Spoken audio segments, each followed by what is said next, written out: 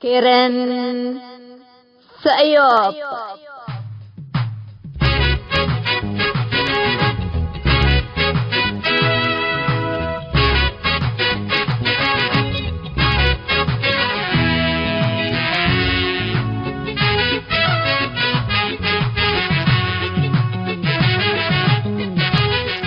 إلا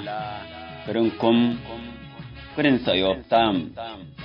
كرنكم كرن سأيوب دي بتلفزيون أسنات نايل سات فريكونسي 10510 وراليزيشن فيرتيكال سيمبول ريت 17500 السكرتريا جمعته سنبتنيش لتتقدم تقبي كل الدين اللي هو اريتريين هي بشبكة انترنت اللي تابعوا لقدروا حر راديو تون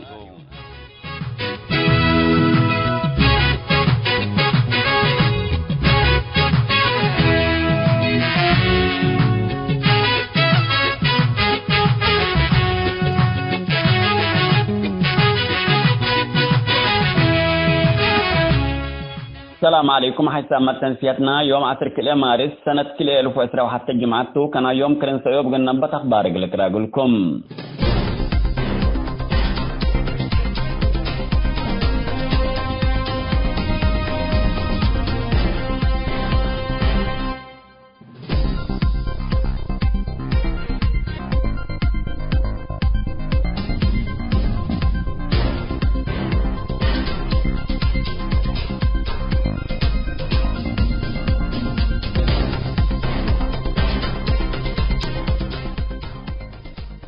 ديش تحرير إريتريا قدم سنة 1946 وديول على معارك مثل بوليس قبل سبت علام وبوليس كلهم دي بحكومة فيدرالية إريتريا علو سبتهم ولاد إريتريا علو معركة تجربة لكن ديش تحرير إريتريا مباشر مثل ديش نظام إثيوبيا سبت وديا إلا تا زياد فنتيت لتوديا ودي ما تتذكر نبر لهليت لبل مسؤول علاقات خارجية جبت تحرير إريتريا منادي الإدريس حماد مناسبة ذكرى 75 سنة من معركة تجربة مثل كرن سيوب التوديع مقابلة شرحام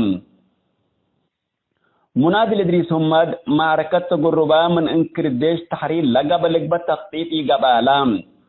قوات كاسة طور سراويت لا بوليس كادرة التو ديش تحرير عند آسر التو قلت تمثال اللي بالفهم عند وديع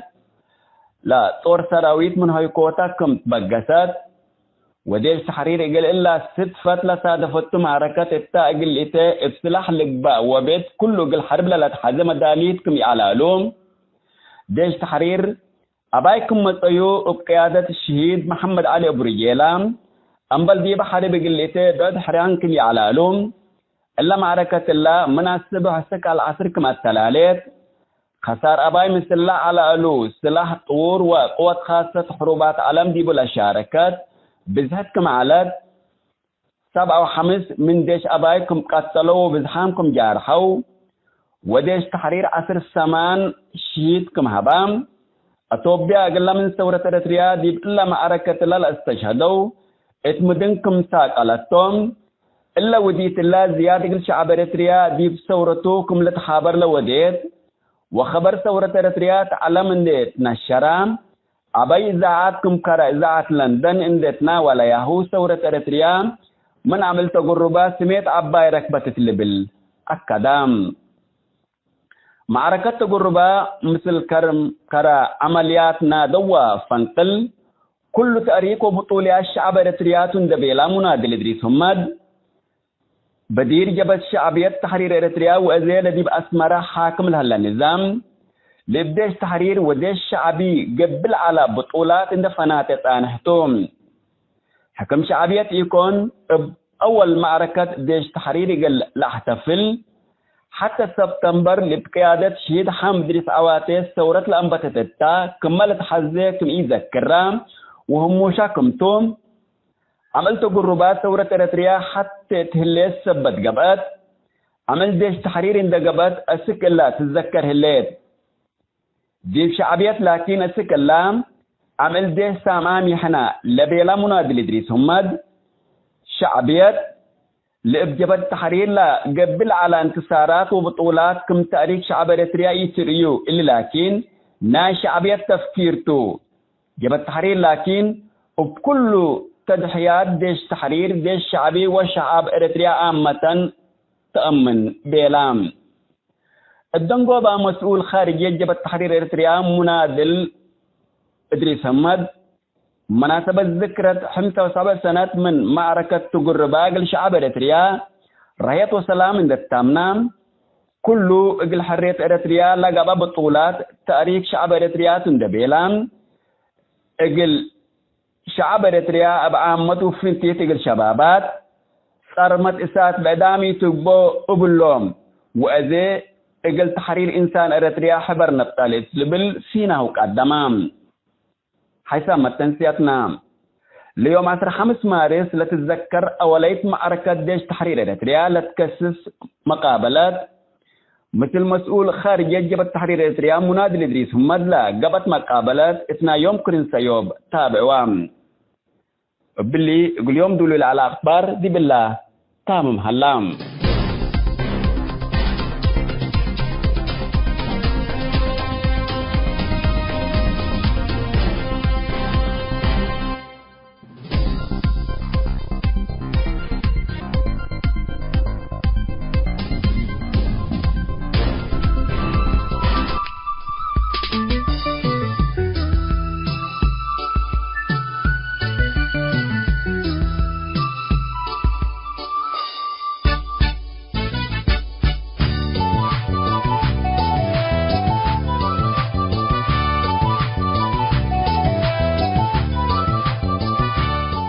مثل كرين سيوب اللي لكم حيثما تنسيتنا يوم كل وقت مودون لطبطنا ما تامكم اللينا.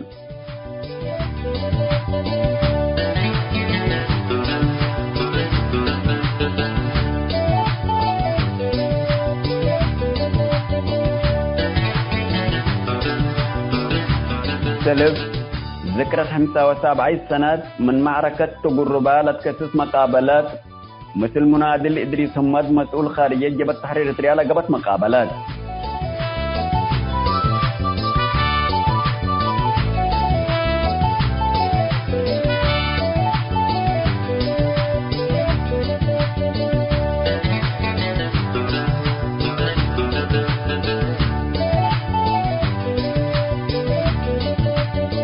كلام ودنا مثل ناشط سياسي أستاذ محمد نور شمسي بمناسبة 10 سنوات من متأسس حركة 24 مايو لقبت مقابلة كالاي كفال.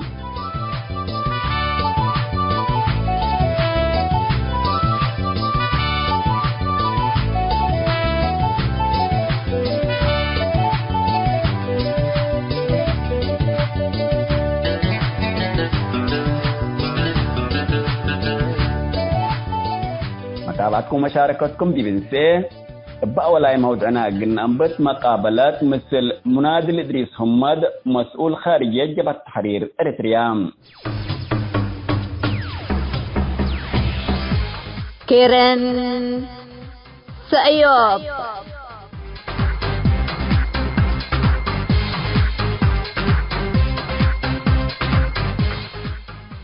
السلام عليكم ورحمة الله وبركاته. مرحبا بكم حيثما تنسيتنا يوم ما قاشاين لطبطنا ما طعمكم هلينا فنتوي قاشاينا يوم منادل إدريس حمد مسؤول العلاقات الخارجية لجبهة تحرير إريتريا. التل أيام اللي مسألنا لهلا ذكرت مناسبة تقربا احتفلتوا تقربا أول معركة تلعلت دي بثورة إريتريا وأول انتصارتو بحدام مقاتلين ضد بزحام جيش من إثيوبيا بعبي بزح أسلحته وبزح جيشه لقى بقى انتصار عبي انتصارته ومن نعمل لها سنة 64 شهر 3 يوم 15 ثورة إريتريا تحتفل بطعن حتى وجيل أسر جيل يندل الذكرة وتلا بالله مناسبة اللي هي يوم منادل إدريس حمد قد أشرح قلناته. مرحبا بك منادل إدريس دي بسمية متنسية راديو سأيوب والحمد كافته. عندت ليكو تقربة موقع جغرافي نايا تا منطقة تتركب دي بإريتريا وديبو لها السكان بشرح وهبكنا سلف. تفضل منادل إدريس. شكرا أخونا عادل. السلف قلكا وقل إدارة راديو سأيوب قل حمد فتي ومستمعين حيسام مستمعين أو متنسيات اللي برنامج وحنا يوم اللي نتحاجة دي بالهلينا لسؤال كان ناي سلف أنا أول سميتش إدريس هم البلوني قيادي ناي جبهة التحرير أنا جبهة التحرير إريتريا مسؤول ناي خارجيات ناي جبهة التحرير أنا تجربة دمبل تجربة أول سلف سميت دبرتا واللي دبرتا ناي تجربة بج حتى جنوب ناي أومال بلد دبر لعبي لمعركة أومال وتقع حصلت ديبو وأول شهيد لحبنا ديبو مالت سنة 61 وفورتو ديبا فنجي فورتو ساوا لمدينة لدي فورتو ساوا سامية مهلو كعاصمة مديرية قابت هليت فنجي أومال وفنجي تجربة ديبا مجيب هليت بنجيهم محاد هلا محاد عبي قرنوشي لتبل اللي محاد قرنوشي لفورتو تبل كلا كان من دبت كيا قدم لتكرر سك إدريس دار ومن إدريس دار دي بساوا دي بمحاد ناي ساوا الحرم ومحاد ساوا دي بهومي وديس هومي وولهم كلهم بركة جيسو يعني لقرية الله دي باللي دبر بجهة الجنوب بجهة الجنوب يعني بجهة قبل فيه يعني اللي قرية تحت هليت قرية أبحشيلة البول أبحشيلة تجربة البولهم أبحشيلة تجربة البالو ودي بس سميات قبائلنا طبعا تمورة أبحشيلة ومين وكذا يعني وبجهة مفقرات أحاي انقالدي وأربد دبر هلا انقالدي وأربد البولو اللي القدين تتبهل من اللي قبائل لا ديبول هلا القدين اللي بولهم ديبو ساكنامتهم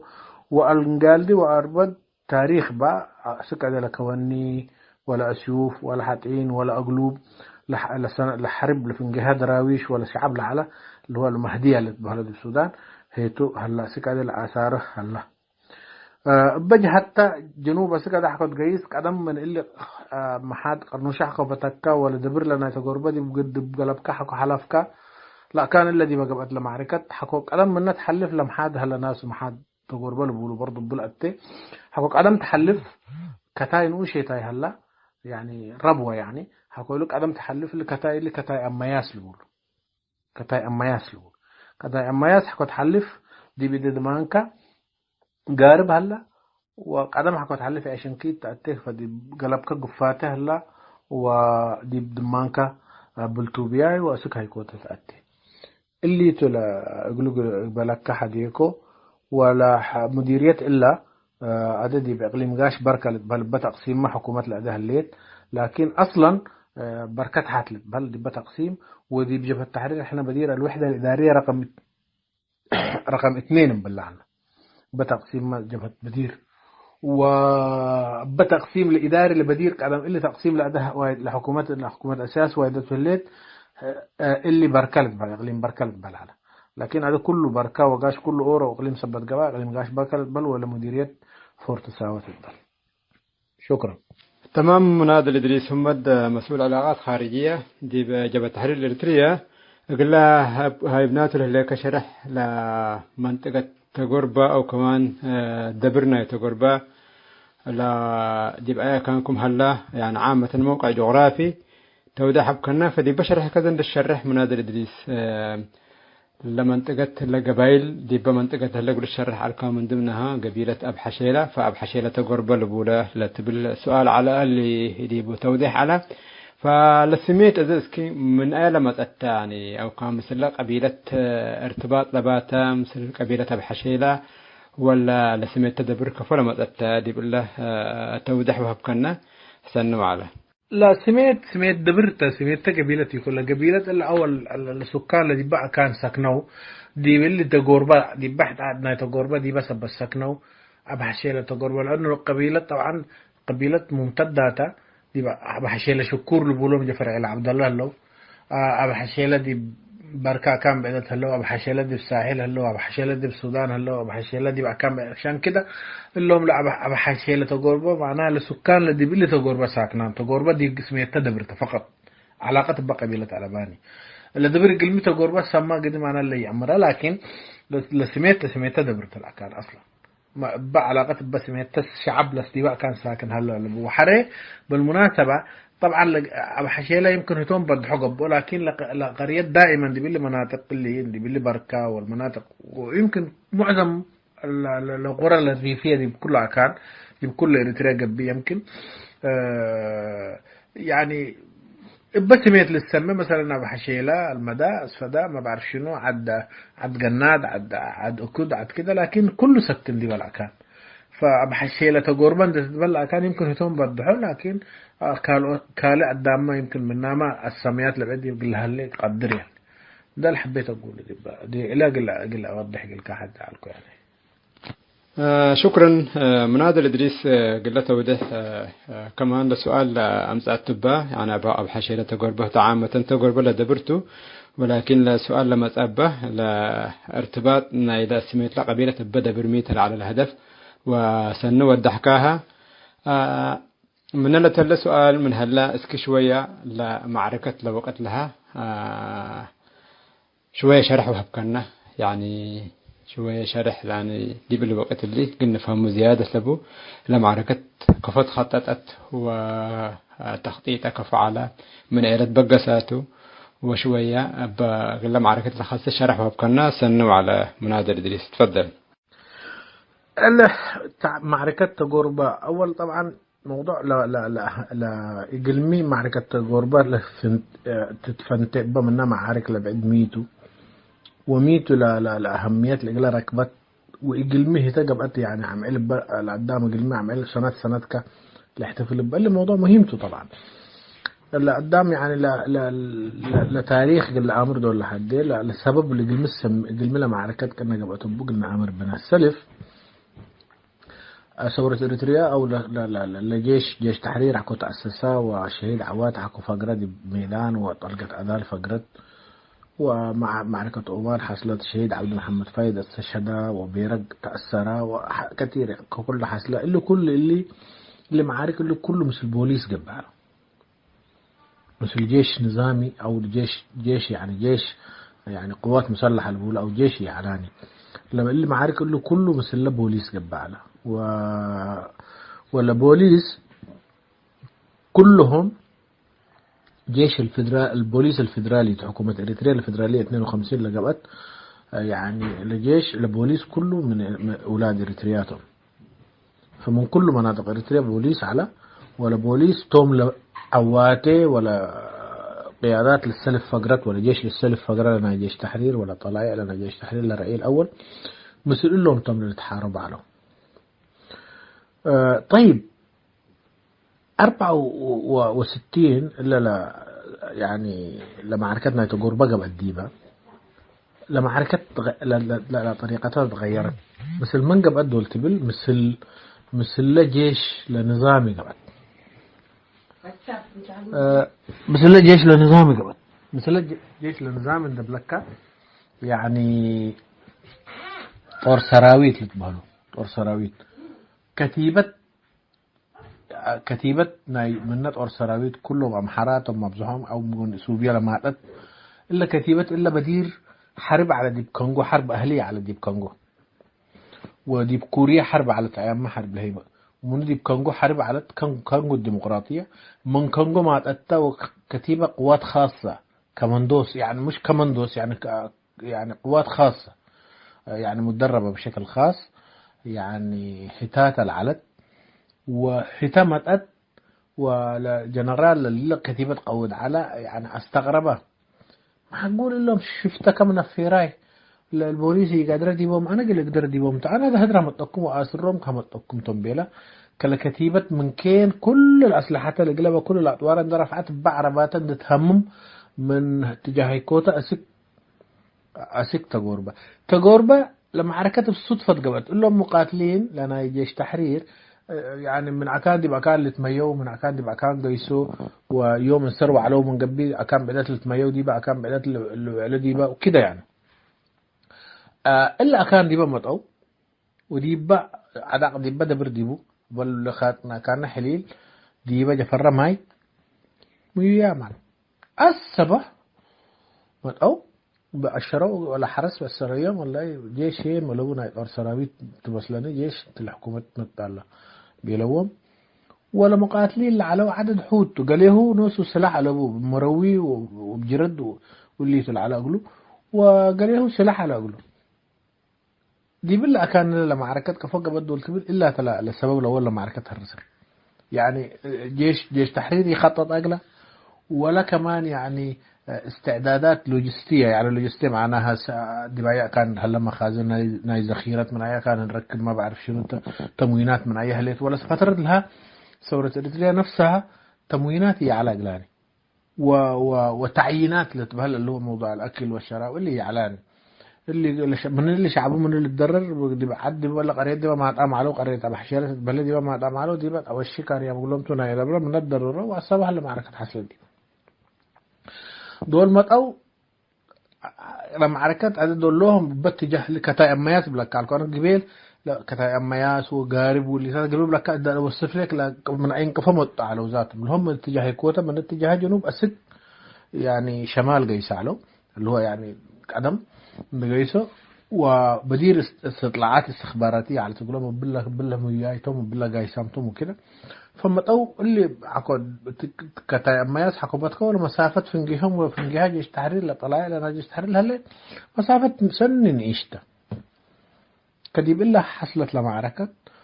ولا معركة لا محمد علي أبو رجيلة اللي بيقولوا لقائدة الشهيد محمد علي أبو رجيلة ومن سودان مجموعات ماتت على مجموعات أدي يدوب جيش تحرير اللي تفقر حتى ماتت على أسمان أبو الشنب اللي بيقولوا القائد للأمور دي بتاريخ تأموره هتو ما يتبعنا فقال لهم زي كم سلاح اللي بيلك سلاح على أبو ذاته ولا سلاح على اللي سلاح اللي بالمناسبة لا دي سلاح مبعلو شوية حيلت وايدا مبعلو وكم 20 وكم 30 نفر واللي تات لعلو دباء كان قل لهم للسلاح لمن مركز هيكوتا لفدائيين بقيادة آدم قندفل الله يرحمه الشهيد آدم قندفل أفقروه كبع عربات لناية تجار بند أفقروه كين أسكن لمناطق صار صفور تساوى بتحام على اللي تلسلح معظمه وإضافة لدباء ديهم العلى بنادق قديمات لدباء ديهم العلى إبلا دول إقلرعوا أحمد على برجيلة لجيشو دي كافليو وكفوكم استعداد ودقلو دفاعاته ودا ودب حليل دفاعاته ودا واستقبل يوم ولا معركة أسك العصر استمر وكنا على معركة ولا دراف ندلبل وأنا قلق عبد قمت وقلقات اللوم توميتا تندلبل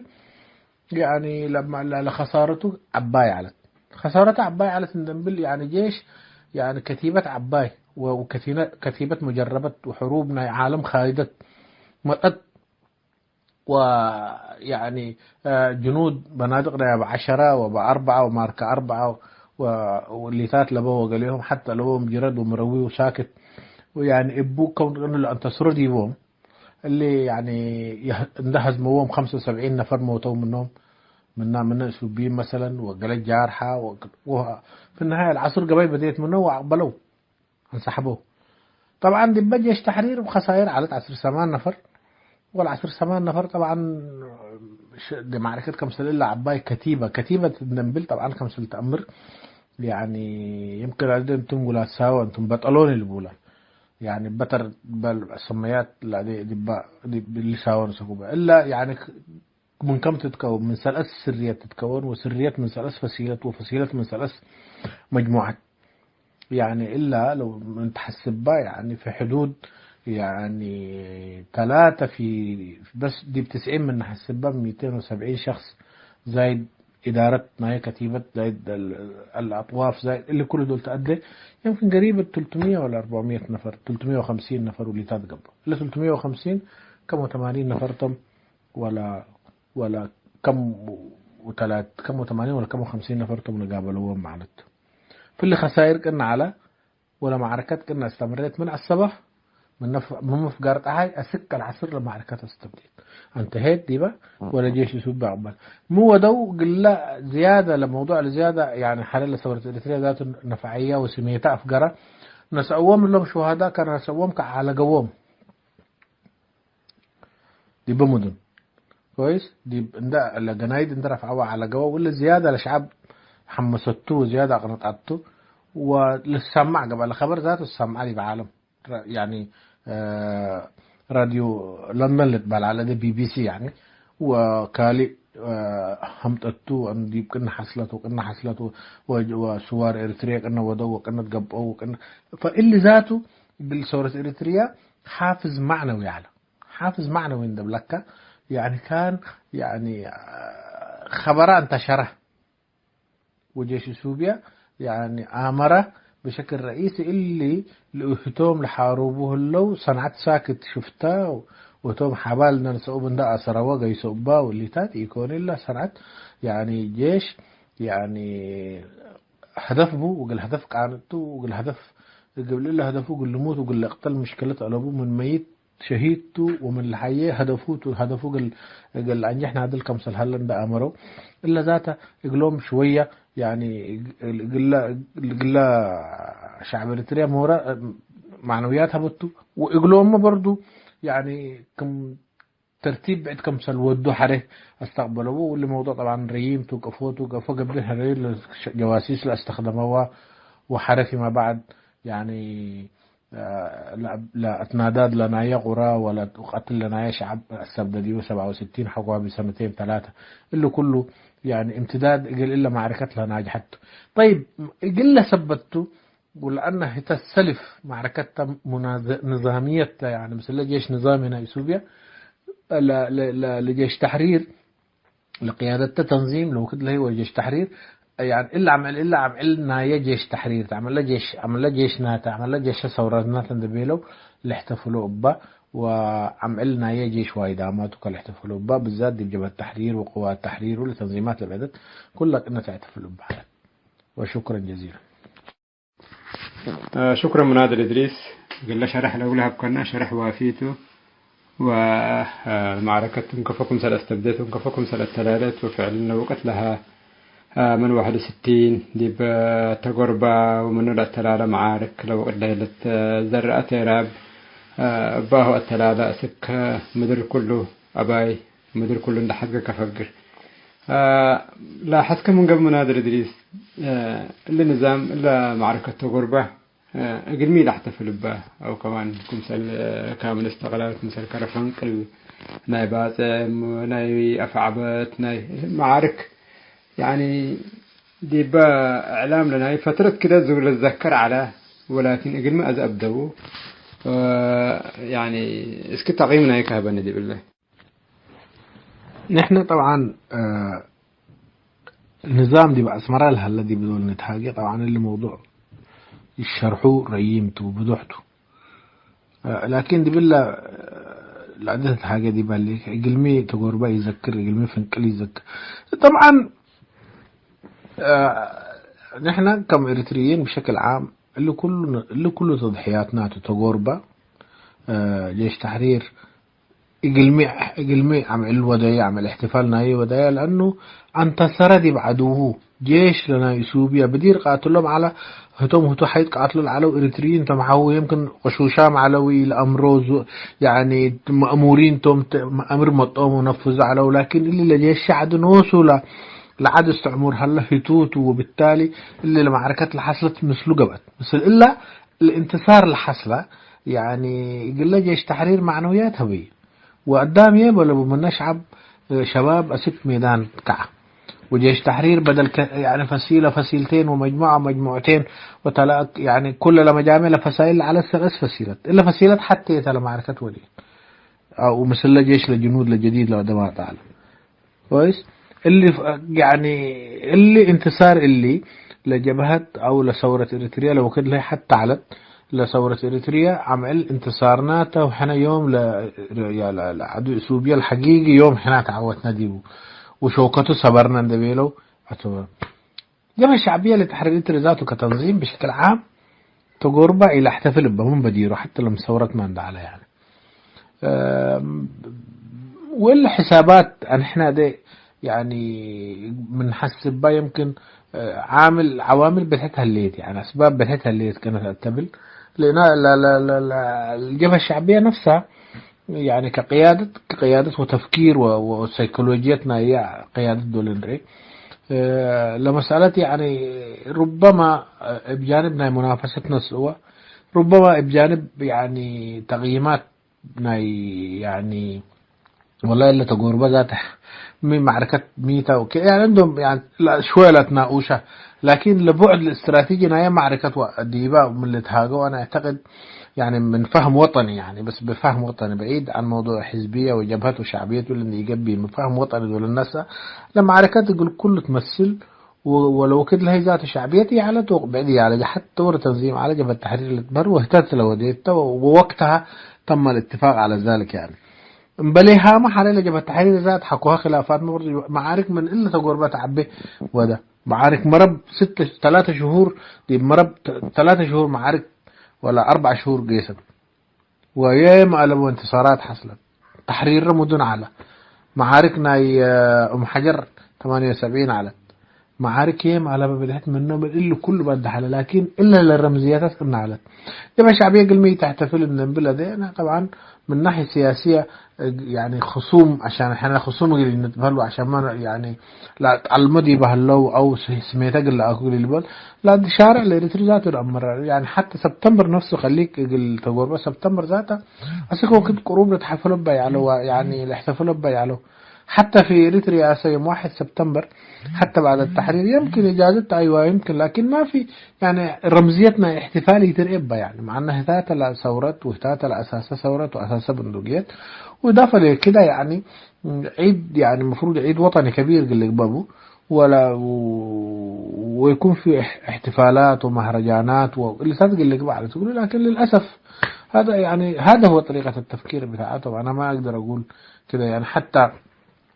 نحن في جبهة التحرير الإريترية نعتبر كل الانتصارات اللي حصلت في الساحة الإريترية وكل شيء اللي حصل دي بإريتريا انتصارات من فنقلق بقى نادويز لك بقى اللي كل جيش شعبي ودي نعم، لكن انتصار إريتريا أولاد إريترياتهم، وبالتالي كلنا نقنها. فبالتالي يعني حتى لتقديرهم قلنا موضوعها يعني يوم ما جيش أصدق يوم جيش احنا سامع مقلومي احنا حتى يوم قلة جيش بتقديرات في كل دولة في يوم للجيش وفي يوم للشهداء وفي يوم اللي هلا يقولون لحد هسه يوم الجيش أنا سامع يعني شخصيا. أنا تفسير يعني تفسير عقلاني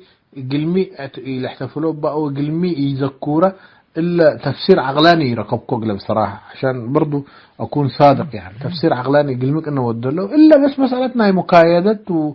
ومسألتنا يعني يتخسرنا لأنه برضو تفسيرات على وتفسيرات قد تخطئ وتصيب يعني تفسيرات لتبلغ ولا علو يمكن نحن هذا نقيس دي بقى كمان وقته يكوني أو بالأحرى من حلف الحيث لتفسيراتهم ذاته لأن عندهم رأي لحد رأي على قولهم حتى في موضوع الثورة جزء منهم يعني مش كله رأي على قولهم وإلا ما قلت بقى قدر أو حاجات بعد اللي بقدر لا تفتيش إلا تفتيش نايا تاريخ وتفتيش نايا عقليات وتفتيش نايا وثائق نايا قيادة الأداء اللي لدولة مرة اللي دبوق النجرعية نشوف قدم النجرعية نقدر مالتنا. شكرا مناد الإدريس لك كناس فرصة وبلا مناسبة الله دي بشعب إريتريا التحالفة لتحذي الأكت من هلا تفضل. دي بآخر اللي لقاء مثل هو عادل وإدام الهلينا أنا أقول شعب إريتريا تهنئت قدم وتقربا تاريخنا شعبناتا وتاريخنا ثورة إريترياتا وتقربا عمل فروسيات وعمل حبلنا شعب إريترياتا ديبو يقول كل شعب إريتريا ويقول كل مقاتلين ثورة إريتريا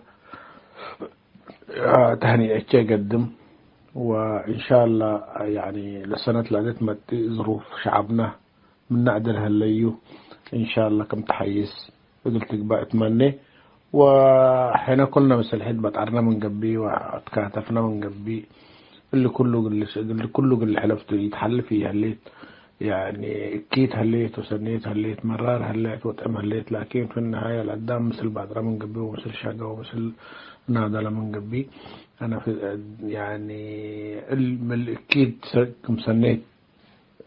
سنيت دي بسنيت الحالفة يعني وأروك أنه الشبه من قبي اللي شغل اللي يقولون حد اللي ينيم بعده إلا ولا وصية الله كلها حقيقة قل شباب إريتريا لازم قل أمر بو مصلحته قل أمر بو وشعب إريتريا دي بداخل اللي كان مصلحة اللي كل حنا دي برا بله لينا ونتهاجي ونظام كنا وديه وكنا لكن في النهاية انتات لصاحب مصلحة وانتات للمتضرر وانتات لمعلم مدير وانتات لقدام كل بكا وقلكا بكا وقلكات لكل اللي انت مصلحتك امر ساكت يعني ما الساورات سادي تكبق عشب دبسات لكو فوق الساورة يتكبق جنيت كيموت ميت هلا وانت ما كي حال نبره اللي اريتريا 30 سنة من تحرير مقال 30 سنة وعدام هلينا 31 عيتام هلينا منا تحرير مش من الناس شغلة هذا اللي كله من تريو ميودينا ومركبنا من حرب دي بحرب ومن موت دي موت اللي كله دي بالبكان وديك إلا مش عبر تريا ما قلت عندك ما بدير لصورته أفقر هذه ما قلت غير التحرية نفسه قل ركب مدرته وحرريه إلا يبل وبقت فاني أدحنكم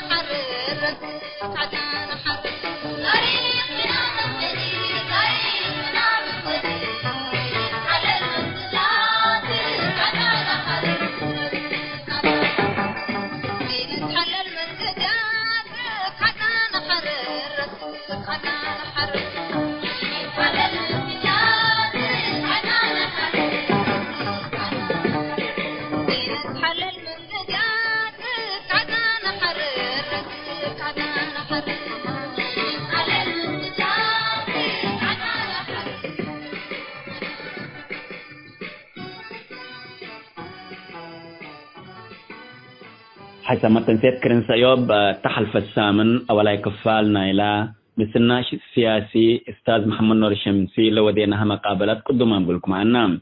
يوم هي كلا كفال قلنا نقدم نقول لكم تو متابعتكم إنسان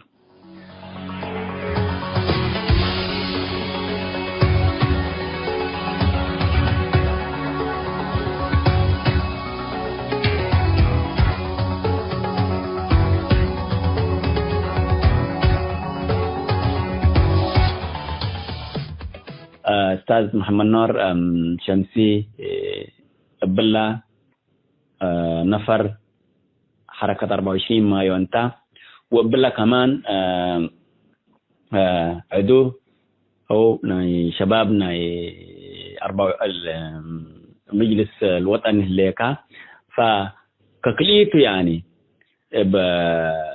أول بفكر يعني ما كله قل إريتريا من قبعته كليته مثل بطلة الحريقة أنت كنفر ودي باللي مش شك دي باللي ناي مجلس وطني دورنا كميته. تمام مرحبا أستاذ عمر مرة ثانية. لا طبعا 24 مايو كما قلت مرة مبادرة شبابية مستقلة. 24 مايو فكر أورا لبيكو يعني فقط اللي مطالب يعني الدولة مطالب الحقوقية الدولة تتلاكيتها يعني فينا جميع التوجهات يعني كتوجه أورا كم تنظيم مثلا تنظيم يا إما تنظيم فكري يكون 24 مايو كما قلت أمر تالي مظلتنا المجلس الوطني كما قلت أمر من كل تنازيم وأحزاب يعني كما قلت بلو يعني اللي هم طلاب العدالة في إريتريا كل التنظيمات لو ودوه حنا دائما ك 24 مايو بدير رهيم عنا منه فدائما حتى مظلته قلبون حتى يوم عنا ومظل يعني الشعب بدل الشتت وتنازيمه بعد على الأقل مظلت حتى بسمية كلهم لتتهاجي بن طالب عنا. فأنا يعني لما مجلس وطني وقت تحريكه بسمية 24 مايو نمثلكو وكني يكون سمية شباب مستقل لأن 24 مايو شباب مستقل تمورو كشباب مستقلنا الشرق الأوسط مقعدنا الشرق الأوسط كشباب مستقل لأن أنتم من كين ترشيحنا يا مطا فإحنا يعني جمعنا كل الشباب في القاهرة وانتخابات ودينا فشباب القاهرة رشحوا شمسي يعني ويمكن كان إلى ترشح مقابلاتي على فشبه التزكيات علت يعني كل من توكد يعني بيلو والمهم بالإجماع كانت ترشيح شمسي أنه أمثل الشباب المستقل داخل المجلس الوطني للتغيير الديمقراطي أو القيادة المركزية للمجلس الوطني فيه كممثل شباب الشرق الأوسط دي بهليكو لمسألة لنا يا توافق لبلا بالكاتا و24 مايو كما قلت أمر سكرته ويعني كلنا نحمل لوته وإحنا نقول عنا دائما في 24 مايو أنت نجيسك أي مطلب أي قضية من قضايا إريتريا لو عرضتها لواحد أنت عضويتنا 24 مايو يتحدى لأن عضويات الأبناء عضويتنا فعلا أنك تطالب بحقك 24 مايو نحسبك كان لأنه حزب وانتماء واللي تات الأبناء بس فكر الوعي يعني التوعية بالحقوق إلا 24 مايو تمثلنا لكن إحنا إلى حد ما نظمنا نفسنا نفسنا قمنا زمعنا نشاط على نسر كما قلب لك على الكو مظاهرات على قدم سفارات إعلام نتلاك عنا نطرع عنا يعني لشعبنا اللي قبوه لحنا لأنيمنا ناينا بطحنا لا أهلنا يا شعبنا نبطح عنا العالم يمكن نقبل لنا في النهاية يعني أهلنا كلا لبطحنا شوية يعني منا بيقنا كراي حكا شوية على الأقل تسمع لي كما قلت أمر فلسطينيين إبادات بتحلق يعني المهم يمكن قضيات الأمرنا هي منطقة هتاتا لكن قضيتهم كل عالم أمرها فهم حيسونا لكن أنت تتقبل وأورن دي دليك إلا من نتأكل أبونا بيننا فقضية تشعبنا يقولنا بطحنا فأي نفر كن قبل كل اللي بلهم بالله معنا إحنا ولو يعني ما شرطا تقول أنا 24 ما باعتبار خلاص هي إلا المبادرات اللي قلنا حتى الليلة مبادرة الوعي جوا داخل إريتريا وكد يبوم مطلبي حد اللي هو كد لبل إحنا 24 ما ينتم بالله يعني حسبك أنت واحد مننا في الدول الخليج لما يحتاج على 2% ينهيب المهم أي أنا حقيقة بقى الله يبقكم اللي هو المقابلة متهيبون اللي لكم ده بيلا حاجة اللي واحد مننا ناتو فعشان كده عضوياتكم حصاركم بيننا إحنا عضويات على ابن عضوياتنا شعب إريتريا كله تبينا أنا فكرته يقولون نشير اللي أنا نديكو حزب انتخابات بين تقبون ده بيننا نشيره اللي أنا بينهم في 24 مايو أهم شيء التوعية لرسالات اللي قلنا لحد اللي أنا 24 مايو نتعلمنا فبالتالي أنا في المجلس أمثل كما أغلب الكوكا أمثل الشباب المستقل ديباتيكو. كان حاجة دائما نحن دعوتنا للشعب الإريتري كل ما ظلت حتى قلت بقى تمنيتنا دائما يعني لما ظلت لنا حامد عواتي تمثل كل شعب يعني بديل استعمار وثورة علت في بداية حامد عواتي جبهة التحرير الإريترية. كان احنا برضو سعينا بأنه لازم على الأقل الشعب الإريتري كله مظلة وطنية لا دينية لا قبلية لا أي حاجة، مظلة تجمع كله ده يعني كمظلة جبهة التحرير بتاع حامد إدريس عواتي ديبو. أنا عن نفسي ده اللي يمكن وجهتيته إنه الشعب الإريتري من جديد سميت حتى موحدة أسكا وكده مبطح إلا نهايتنا السياسة أفورقيا أكيد نهايتنا استبداد لأنه سياسة سميت أصلا استبداد الحاصل دي من هلا إلا نهايتوتا أيا كانت. فدائما نحن كنا ندعو إنه الناس من قيادة جديدة تتهدف ليه حامد عواتي جديد لحد هلا جبهة جديدة تمثل كل الشعب، ونأمل إنه يعني إن شاء الله ما زالت تجمع شتات الشعب الإريتري من جديد. فأنت وكنت أتحد قبل أتبطر أكيد ألوه أزادي باللي المجلس الوطني ديبو ما هلا نشاطات ممكن لتودوه إن أمر ممكن قدام يعني حقو أنت يعني شباب الشرق الأوسط أقولهم وكل الليكا كما هلا نشاطات يعني والله تا المجلس الوطني يعني لا أمل يعني أملنا فيه كان كبير وطموحنا هنا لسه يبطحنه. وأنا يعني لما أقول المجلس الوطني لسه يعني ما أشبعت من الآمال لنا يأربط لسه أمل بدوح على دي المجلس الوطني وفعلا تقصير له. لكن على الأقل في الفترة اللي حالفتني يعني قناة أدال إقلا وضع المجلس الوطني على الأقل صوت الشعب الإريتري إن أنت هذه فضائية أدال دي قناة نايل سات ما تقلت ويمكن أنا برنامج يقدم دي منصة حوار باللغة العربية. وعندنا مثلا على الأقل شاركت في مؤتمرات بتاع جنيف وحاجات على الأقل سميت إريتريا في منابر بتاع منظمات المجتمع المدني يعني ولا مقرنا طبعا حاليا في السويد الله. فبالتالي فتحت العلاقات مع الاتحاد الأوروبي. أستاذ نقاش رئيس التنسيقية أو رئيس التنفيذية كان مشاركات المجلس في أشياء يعني باعتبار الجهة الاعتبارية المناوئة الموازية للحكومة أن أنت شجه له. المجلس الوطني على الأقل من القضايا الدولية اللي مواقف نايرتية مواقف على الأقل متزنة بالنسبة لي ولو إنه بعد الاختراقات في المواقف يعني ما شرطا أنا مجلس وطني ليكو آمين ولا الضالين آمين كله بوافقيكو يعني. لكن مجلس كم أتينا يقول إلا كيس وإلا سنيت قلنا بل وإن شاء الله يعني طبعا مسلم مجلس سنتني الأتمم كما قلت أمر كورونا مطت وأمور كله قافلة وكده. لكن الطموح بتحاول لكن أكبر إنجاز أنا لريو زي كان انطلاق أدال قناة أدال يعني على الأقل قناة حقيقة على الأقل من وجهة نظر غير وجهة نظر النظام بعربي على الأقل وبتقرينيا لنا فزت لنا مهمة علت يعني تمثل لقلا ودو في السنة الأخيرة. والاجتماعات الدورية طوالي موقفهم من الأزمات الدول الجوار وكذا اجتماع طوالي بشكل دوري عشان موقف اللي اتخذه. ونأمل إن شاء الله يكون عندهم مواقف ملموسة حقيقية أشكال طبعا كما قبل دون الطموح له تحت من الطموح له. لكن إن شاء الله يعني المجلس يقدر يعمل على الأقل بالتوازي مع الحكومة يعني دائما صورة نظام فلا تزهر الليل فصورة جهة أخرى تمثل الشعب أو جهة أخرى ضد هذا التوجه لنا نظام للشقة مظلتها وربنا يعينهم إن شاء الله. تمام. حركة 24 مايو حاليا مهلت قلنا بلنقدر ممكن دلما مسألة الله كفكرته فلا فكر ممكن نفس الفكر اللي يقيس وممكن فكر تمام لأنه حتى مظاهرات قلت ودي مطالب وبقول قلت ناس يعني اللي قليل يكون فحاليا كفو قلنا بلنقدر يعني. تماما. طبعا حركة 24 مايو أبي حاجات يعني شوية لسؤالك يعني في باك جراوند أو خلفية عن السؤال الهبكة. النشاط أول بيبص شجع لك قلت هاجي، فبالتالي أي هلا النشاط قلنا بلته.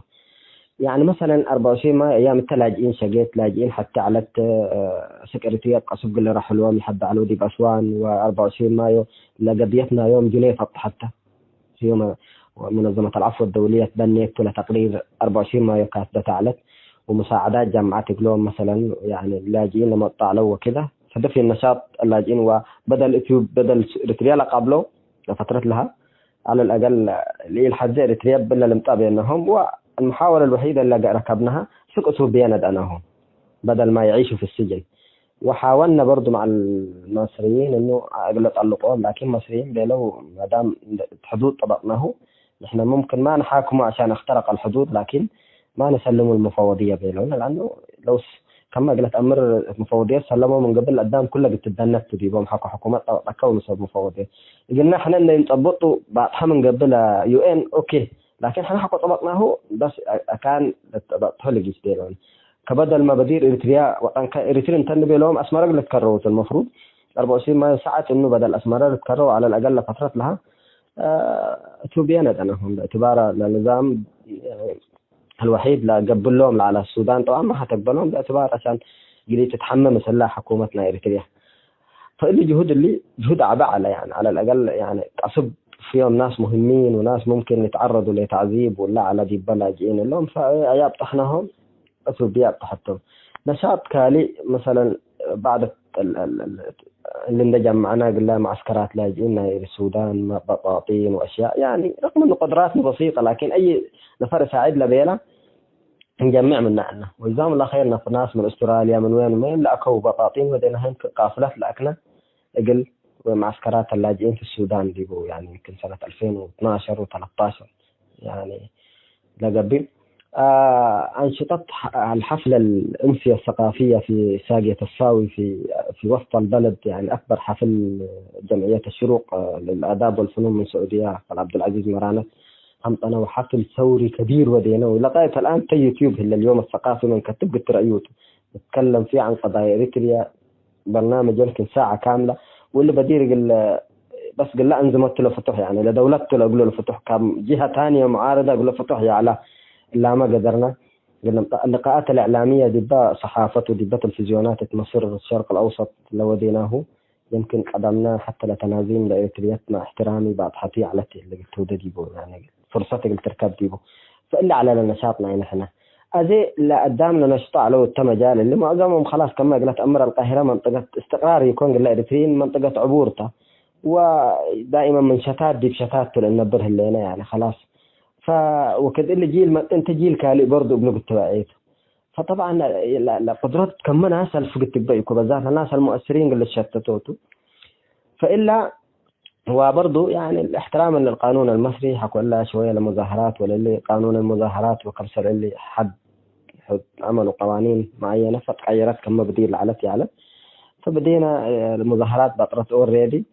ولا حفلات الثقافية بشكل متواضع كانت وانتم برضو كما قلت أمر أي حفلة أكيد دعم ما أدت حد من إلا ومن إلا فالقدام كل ما منا كان الناشطين في المجال ده وكتخفوا العمل خفف وحاله هنا كورونا مطت وزادت الطين بلة في النشاط في 24 مايو فقليتوا لأجل شغل العطارة لكن أجل مستقبلا ما نفكر هلينا يعني أكبر قاعدة 24 مايو بكندا هليت الآن يمكن معظم الناس اللي كانوا ناشطين في كندا ودي بأستراليا بنا ودي فرنسا ودي بأوروبا كلها بريطانيا السويد سويسرا كله دي بأوروبا بنا ودي بأمريكا خلينا نودة تنسيقية نودة بيننا مع بعض نعمل تنسيقية نحدد النشاطات بتاعنا مكم نوديه ورؤيات جديدة نودة عشان كفو احنا رسالتنا الهدف لنا هنا تظل موجودة فكرة 24 مايو هنا يوم ما لشعب إريتريا جوا كله لفكرت لنا 24 مايو جوا تأتيك كله بمطالبنا 24 مايو لترافعة الليل جوا لتلاقي رسالتنا انتهت هنفر هنا مثل هدفنا هنا لشعب إريتريا جوا اللي تبنيوا لمطالب اللي الباقي صراحة المعتقلين وكده عشان كده إن شاء الله بعد كده ممكن نودق أكيد قلنا شعب النفس اللي انتو مبادرتنا الجديدة تأزمه الليل إن شاء الله. تمام. أستاذ محمد نور، قال أكبر قاعدة حكودي كندا ليت وباللي لا تواصل لهلا يمكن قلت نزمت قدره، فمن جديد ممكن الحركات كل الدول قد تنشط قدر. بالضبط. إلا ترى رسالة لقنا الحزة اللي أنا قلنا بتها، يعني إحنا 24 مايو دائما نبتكر أو نخترع دائما طريقة نضال جديدة تناسب الوضع الحالي.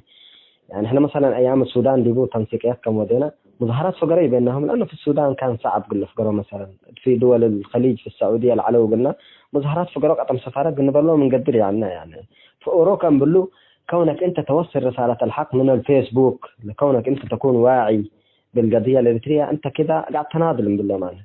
يعني أوروبا هنا حسب حالته تلناضل رسالته حسب وضعه تللبطها، فأذا ما اللي منهم ده استفيدنا. يعني ممكن نودي كلنا مثل في جميع البلاد في السودان في إن ودينا تنسيق مع بعض، تنسيقية قوية إن ودينا لرسالتنا بشكل أقوى للعالم وللشعب الإريتري كفكم نبطها، عشان الشعب الإريتري يتبناها من جوا وهتلث لها. الشعب الإريتري يوم ما تهتف في أسمرة وفي كل بقاع من حجر لعصب في إريتريا، لما ينادي كله بإطلاق سراح المعتقلين، كله ينادي بالحرية، كله ينادي بالدستور النابع عن إرادة الشعب. لو كده لا خلاص هنقلها الهدف لنا هنا قلنا بتنحدث دي هدف التوعية قلنا بتنحدث لنا. وإن شاء الله يعني أتمنى إنه شعبنا دائما شعب المفاجآت، وشعبنا ما يرضى يعني باللي رد، يعني باللي بذل رد شعبي يكون، لكن شوية لا ورططور اللي حاليا، لكن إن شاء الله. ويمكن الخوف من البديل برضو التاهل، ويمكن الانقسامات البرة برضو الأفرهم يعني البديل يمكن يعجبك وكمان فريه ميت لما تلا يتأمل، لكن أسوأ من إلا الحالة اللي زهلت كما قلت أمري هليت. فربنا إن شاء الله يعني أفقرنا منه وينصر الشعب الإريتري، وإن شاء الله من الاستبداد ربنا يخلصه ويحكم شعبه بالدستور وبالقانون وبالوثيقة القانونية. أنا يوم مثل الدستور مفهومه كما قلت أمر، أنا يوم وزير اعتدد بيه من قبل بدستور الحاكم مقدر، وعلى الأقل قال حصل دي بيه من قبل الدستور لما أدت إلا لقلوة دي كمية تتبال لا رئيس وقت قرار أفقر بلو أنت خالف كلا دستور تقول له وثيقة قانونية لبال حكمته، لكن إحنا بقينا نتحكم بعقول مخمورة. يعني ممكن السياسي يصدر قرار وهو مخمور، فإلا مسألة قانون يبدو كنت تحكمت بنت لاكه لنا ك24 مايو دستور ودو قلنا بنت حاكم كلنا أورا سواسية شعب إريتريا، يعني كله سواسية النقبة الدستور للتنكبة قانون بلد فرد النبينات للدستور بلد لنا وإلا معتقلين مودو سجون هلا أو حاكمه، لكني ترى جريمته بل كم أصابت نقبة كلالي من بيت نخط أسكي تخطف حكومة أنت كلبو فلان الفلان أنت متهم بكده محاميك هم تبلو، يعني دي هي القضية. لكن كما أصابت لالي خطفوه يريناه وأنت تهاجي كم قبل أن تعريكات إيه ده الرعب ذا العايشين ده، يعني ده رعب يفضل يعني استعمار كني على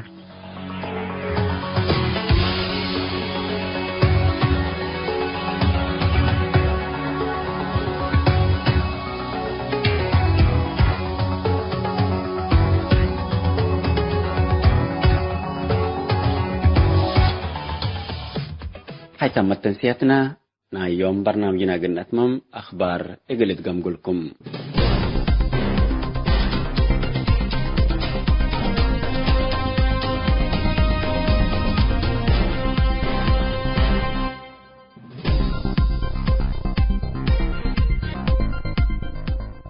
جيش تحرير إريتريا قدم سنة 1946 وديول على معارك مثل بوليس قبل سبت علام وبوليس كلهم دي بحكومة فيدرالية إريتريا على سبتهم ولاد إريتريا علو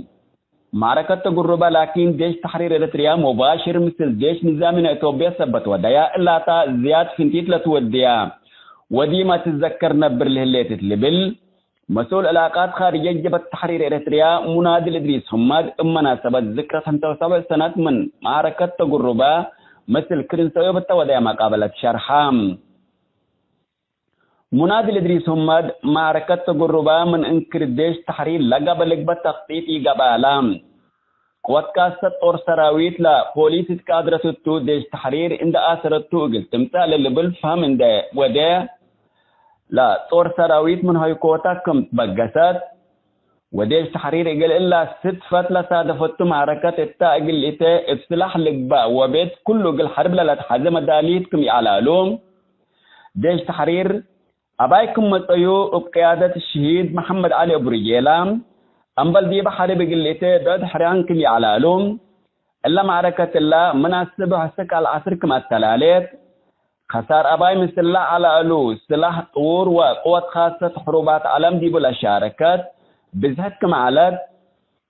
7 و5 من ديش أبايكم قتلوا بزحامكم جارحوا وديش تحرير عصر السمان شهيدكم هبام أتوبيا أقل من ثورة إريتريا دي إلا معركة الله استشهدوا اتمدنكم ساقلتهم إلا وديت الله زيادة قل شعب إريتريا دي بثورتوكم لتحابر لوديت وخبر ثورة إريتريا على من ديت نشرام أبي إذاعاتكم كرا إذاعة لندن إندتنا ولا يهو ثورة إريتريا من عمل تجربة سميت عباي ركبة اللبل أكدام